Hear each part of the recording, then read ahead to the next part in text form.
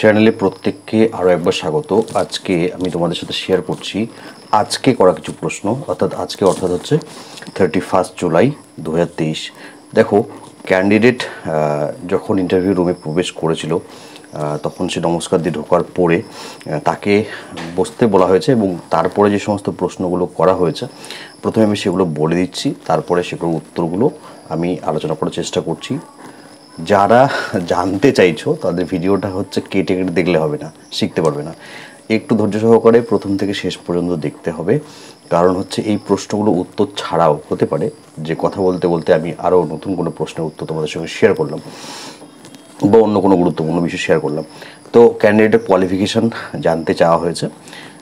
Second যে কোশ্চেনটা করা হয়েছে ক্যান্ডিডেটকে, সেটা হলো তুমি কি বাজারে যাও, অর্থাৎ সবজি বাজারের কথা এখানে মেনশন করা হয়েছে বা সেটা বোঝানো হয়েছে। আলুর বর্তমান দাম কত, আইসিডিএস সেন্টারে কখনো গিয়েছো, ওখানে গিয়ে কি কি দেখেছো, হেল্পারের কাজ কি, নারীর উন্নয়নের জন্য মুখ্যমন্ত্রীর দুটি প্রকল্পের নাম বলো, তুমি কি লক্ষ্মীর ভাণ্ডার পাও, ভিটামিন সি এর উৎস কি, তোমার কি বাচ্চা আছে তার টিকাকরণ করিয়েছো, মানে ভ্যাকসিনেশন। এছাড়া হচ্ছে কি বিসিজি যে টিকাটা দেওয়া হয় ভ্যাকসিনটা, সেটা কোন রোগের জন্য দেওয়া হয়। আমি এই প্রশ্নগুলো উত্তর আলোচনা করছি, একটু ধৈর্য সহকারে মন দিয়ে শুনবে। প্রথম প্রশ্ন, তোমার কোয়ালিফিকেশন কি? দেখো, তোমরা অ্যাপ্লিকেশনে অনেকে কোয়ালিফিকেশন কম দেখিয়েছো ইচ্ছাকৃতভাবে, কারণ এটা হচ্ছে ক্লাস 8 পাস হেল্পার পদটি এবং ওয়ার্কার পদটি হলো ক্লাস 10 পাস। তো অনেকে 8 বা 10 দেখিয়েছো বা 12 দেখিয়েছো অথবা গ্রাজুয়েশন দেখিয়েছো, যে যেটা দেখিয়েছো সেটা তো বলতেই হবে। এবার হতে পারে তুমি ভুলবশত মাধ্যমিক দেখিয়েছো কিন্তু তুমি অ্যাকচুয়ালি গ্রাজুয়েট বা পোস্ট গ্রাজুয়েট, সেটা বলতেই পারো। সেটার উপরে প্রশ্ন জিজ্ঞেস করা হতে পারে, তাই এই প্রশ্নটা উত্তর তোমাদের নিজেদেরই চয়েস করতে হবে যে তোমরা কোন উত্তরটা বলবে, তোমার কোয়ালিফিকেশনটা তুমি কি বলবে। নেক্সট কোশ্চেন হলো যে তুমি কি কখনো বাজারে গিয়েছো? তো নিঃসন্দেহে আমরা মোটামুটি প্রায় প্রত্যেকেই বাজারে যাই, অথবা অ্যাটলিস্ট মোটামুটি জিনিসপত্রের দাম মোটামুটি একটা আন্দাজে আছে।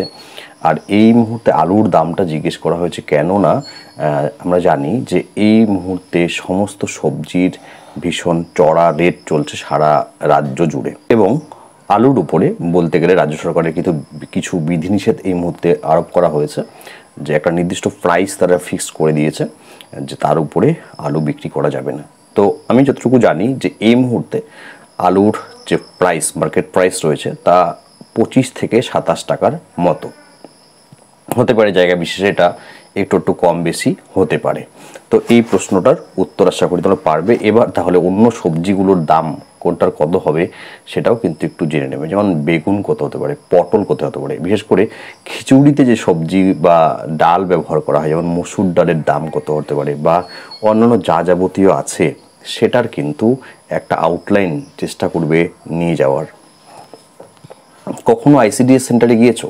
আমি এই প্রশ্নটা ভিডিওতে শেয়ার করেছি, আর আমি আমার যারা স্টুডেন্টস রয়েছে তাদেরকে ইনসিস্ট করেছি যে আইসিডি সেন্টারে যেতেই হবে, কারণ এর আগেও হচ্ছে এই যখন ইন্টারভিউগুলো হচ্ছিল অন্য জেলাতে তখন এই প্রশ্নটা করা হয়েছিল।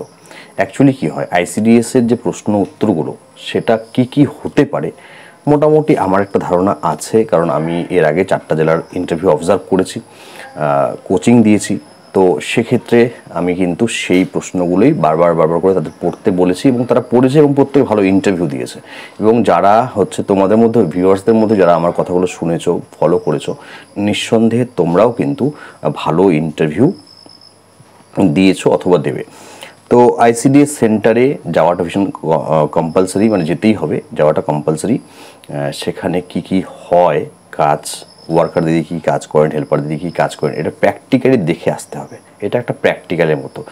আর আইসিডিএস সেন্টারে না গেলে তারাও বুঝতে পারবেন যে বিষয়ে ইন্টারভিউ তুমি দিতে এসেছো সেই বিষয়টা নিয়ে তোমার কোনো আগ্রহ নেই। বাড়ির সামনেই একটা 500 মিটার বা 1 কিলোমিটার মধ্যে একটা আইসিডিএস সেন্টার রয়েছে আর সেখানে তুমি যাওনি, তো সেটা কিন্তু একটা নেগেটিভ পয়েন্ট তোমার মধ্যে তৈরি করবে।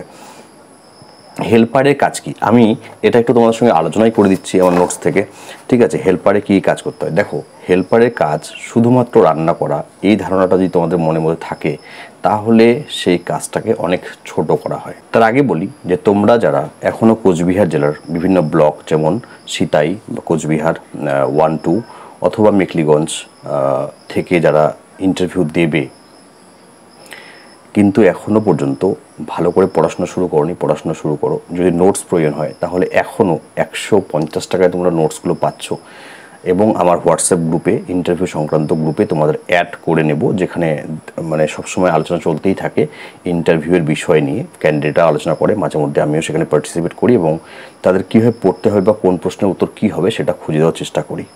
তো তারা সকলেই উপকৃত আশা করব আমি, এবং তাদের কাছ থেকে ফিডব্যাকটাও আমি সেভাবে পেয়েছি। তো যাদের নোটস দরকার ইন্টারভিউর জন্য তারা অবশ্যই হচ্ছে স্ক্রিনে দেওয়া হোয়াটসঅ্যাপ নাম্বারে যোগাযোগ করো।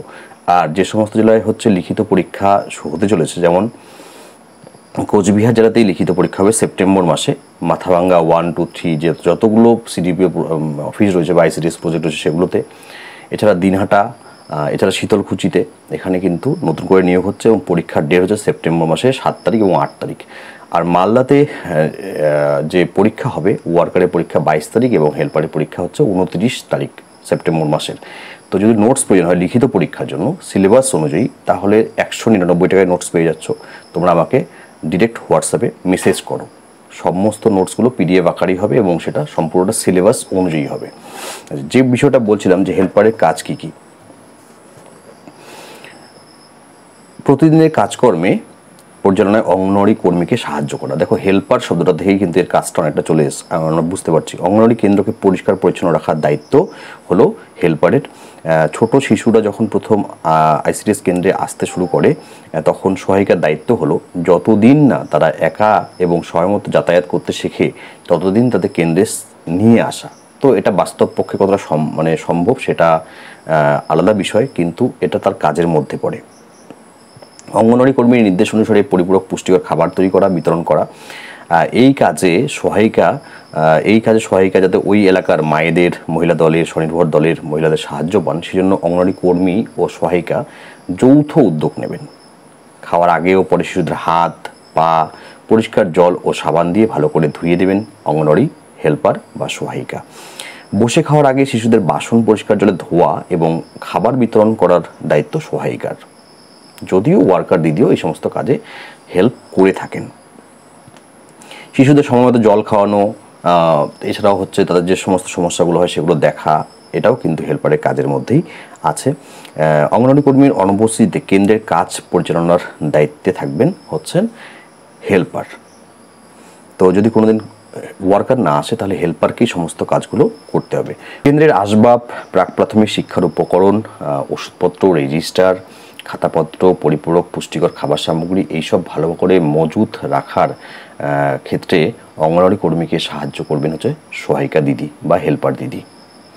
এলাকার সমস্ত শিশুদের, বিশেষত 3 বছরের কম বয়সী শিশুর প্রতি মাসে ওজন নিতে হবে অঙ্গনওয়াড়ি কেন্দ্রে এবং প্রয়োজনে তাদের বাড়িতে গিয়ে। এই কাজে অঙ্গনওয়াড়ি কর্মীকেও হেল্পার হেল্প করবেন। এছাড়াও হচ্ছে যখন ভ্যাকসিনেশন হয় তখন এএনএম এবং আশা কর্মীদের সাথে মিলেমিশে ভ্যাকসিনেশনের কাজ কমপ্লিট করা বা পোলিও যে ভ্যাকসিন দেওয়া হয়, পোলিও খাওয়ানো হয়, সেই কাজে সহায়তা করা, সেগুলো হচ্ছে তাকে করতে হয় বা সাহায্য করতে হয়। নেক্সট কোশ্চেন ছিল যে নারীর উন্নয়নের জন্য মুখ্যমন্ত্রীর 2টি প্রকল্পের নাম উল্লেখ করো। তো আমি ক্যান্ডিডেট যা উত্তর দিয়েছে আশা করি নির্ভুল সে উত্তর দিয়েছে। আমি বলবো যে একটা হলো কন্যাশ্রী আর একটি হলো লক্ষ্মীর ভাণ্ডার। দুটো স্কুলে ক্ষেত্রে কন্যাশ্রী এবং বাকি সমস্ত মহিলাদের ক্ষেত্রে হচ্ছে লক্ষ্মীর ভাণ্ডার প্রকল্প। তাকে প্রশ্ন করা যে তুমি কি লক্ষ্মীর ভাণ্ডার পাও? তো আশা করবো যে ক্যান্ডিডেট নিঃসন্দেহে এই প্রশ্নের উত্তর দিয়েছে। তোমার কি বাচ্চা আছে? নিঃসন্দেহে ক্যান্ডিডেট বিবাহিতা ছিলেন বলে তাকে এই প্রশ্নটা করা হয়েছে, বাচ্চা আছে কিনা। ক্যান্ডিডেটের উত্তরটা হ্যাঁবাচক হয়েছে, তাই তাকে পরে প্রশ্ন করা হয়েছে প্রশ্নটা যে টিকাকরণ করিয়েছো, অর্থাৎ ভ্যাকসিনেশনটা কি দিয়েছো, তার কমপ্লিট হয়ে গিয়েছে? তো ক্যান্ডিডেট নিঃসন্দেহে হ্যাঁ বলেছে। তো তখন ক্যান্ডিডেটকে জিজ্ঞেস করা হয়েছে যে বিসিজি ভ্যাকসিন কোন রোগের জন্য দেওয়া হয়, বিসিজি ভ্যাকসিন কোন রোগের জন্য দেওয়া হয়। এটার উত্তরটা আমি বললাম না, এটা তোমরা কমেন্ট সেকশনে কমেন্ট করে জানাবে যারা ভিডিওটাকে এই মুহূর্ত পর্যন্ত দেখলে। ঠিক আছে, আমার ভিডিওগুলো ফলো করো, আশা করব উপকৃত হবে। দেখো প্রচণ্ড গরমের মধ্যে কষ্ট করে ভিডিও বানাচ্ছি তোমাদের জন্য, শুধুমাত্র প্রশ্নগুলো তোমাদের সঙ্গে শেয়ার করার জন্য। তো আশা করি উপকৃত হবে। এবং যারা হচ্ছে প্রস্তুতি, যাদের এখনও ভালো নয়, কি পড়বে, কোথা থেকে পড়বে বুঝতে পারছো না, কোচবিহার জেলার সম্পর্কে 7টা পিডিএফ রয়েছে। কোচবিহারের আর কোনো তথ্য বাকি নেই যেটা তোমাদের জানতে হবে। মানে 95% ইনফরমেশন আমি তোমাদের দিয়ে দিচ্ছি, বাকিটা তোমাদের হয়তো একটু দেখতে হবে, পড়তে হবে। নোটস আমি দেবো, পড়তে হবে তোমাদের। এছাড়াও অঙ্গনওয়াড়ি সম্পর্কে সমস্ত তথ্য, ভিটামিন সম্পর্কে, পুষ্টি সম্পর্কে, সরকারি প্রকল্প সম্পর্কে, ভ্যাকসিন সম্পর্কে সব বিষয়ে হোয়াটসঅ্যাপে তোমরা পিডিএফ পেয়ে যাবে পেমেন্ট করার 30 মিনিটের মধ্যে। স্ক্রিনে নাম্বার দেওয়া রয়েছে, অবশ্যই যোগাযোগ করবে যাদের প্রয়োজন হয়েছে, লিখিত পরীক্ষা হোক অথবা ইন্টারভিউ।